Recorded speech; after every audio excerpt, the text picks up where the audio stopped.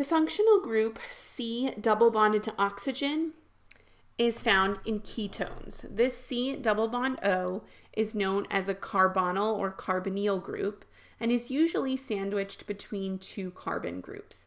So if we look at the example here, we have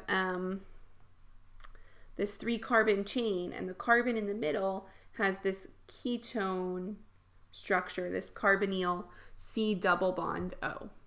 Okay. And so this is propane, right? 3 carbons is propane.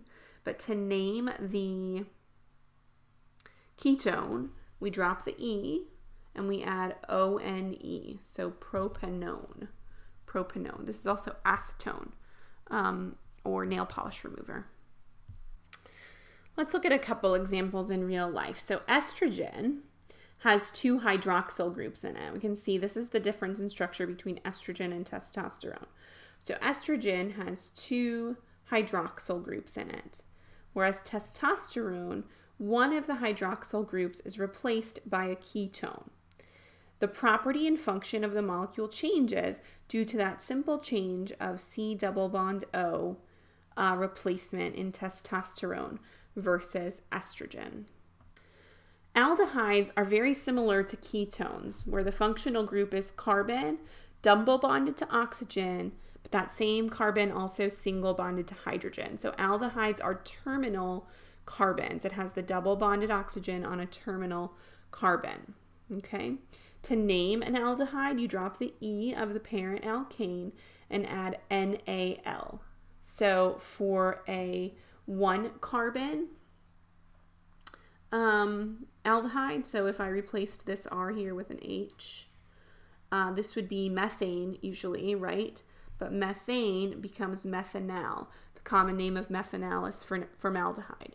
This R just means I can have more carbons or more groups there. And so if I were to replace that with a second carbon, a 2-carbon chain we know is ethane, right? So ethane, if I replace this carbon with a double bond oxygen, ethane becomes ethanal. The common name of ethanal is acetaldehyde. How the carbonyl group, the C double bond oxygen group, is bonded to the main body of the molecule is different in carboxyl acids, ketones, and aldehydes.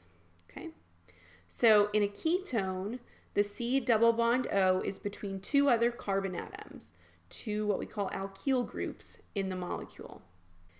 In an aldehyde, the C double bond O, the carbonyl group, is at the end at a terminal carbon of the molecule and should also be connected to a hydrogen atom. In a carboxylic acid, the C double bond O group, the carbonyl group, should be connected to a hydroxyl, an OH group. In a carboxylic acid, the C double bond O group, the carbonyl group, should be connected to a hydroxyl, an OH group.